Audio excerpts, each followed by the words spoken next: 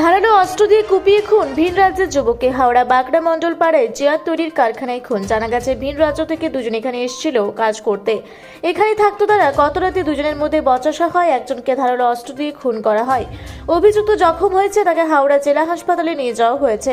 ঘটনাস্থলে ডোমজুর থানা ও বাগড়া তদন্ত কেন্দ্রের পুলিশ। ঘটনাস্থলে পুলিশ পিকেট বসানো হয়েছে, মোতায়েন করা হয়েছে, রাব সিল করে দেওয়া হয়েছে কারখানাটি। পুলিশ সূত্রে জানা গেছে ঝাড়খণ্ডের বাসিন্দা জার্জিস আনসারি ও ফৌম আনসারি 10 দিন আগে এখানে কাজে আসে। কারখানাতে থাকতো দুইজনে, তবে দুজনের মধ্যে কি নিয়ে গন্ডগোল হয় তা এখনো জানা যায়নি। এই ঘটনায় অন্য কেউ জড়িত কিনা তা খতিয়ে দেখা হচ্ছে। এলাকার সিসিটিভি ফুটেজ খতিয়ে দেখা হচ্ছে।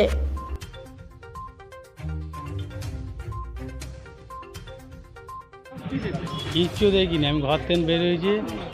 এই ছেলেটাকে পোলের কাছে বসেছিল, বলছে আমার ভাইয়ের সাথে ঝগড়া হচ্ছে গলির ভেতরে।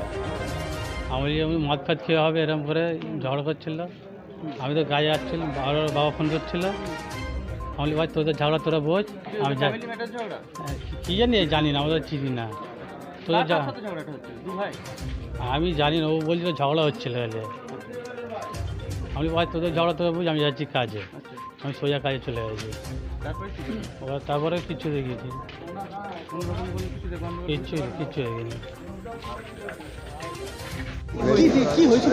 কি হয়েছিল বলতে আমাদের ঘুম থেকে উঠলাম, আমাদের ফোন করে ডাকলো, এই ব্যাপার হয়েছে। আসার পরে দেখলাম খালি গায়ে আছে, পা হাত ওড়না দিয়ে বাঁধা আছে।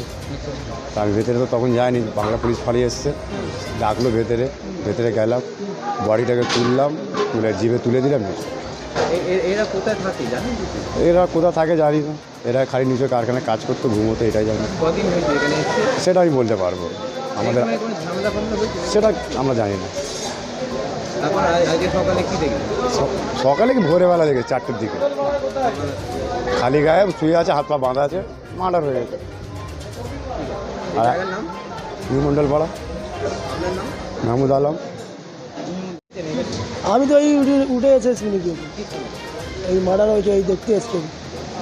আমি তো 8টার সময় উঠেছি, না দেখিনি। সকালবেলা আসি এখানে পুড়ি নিতে, পুড়ি বিক্রি করতে। সেইটা জানি না, এমনি শুনেছি।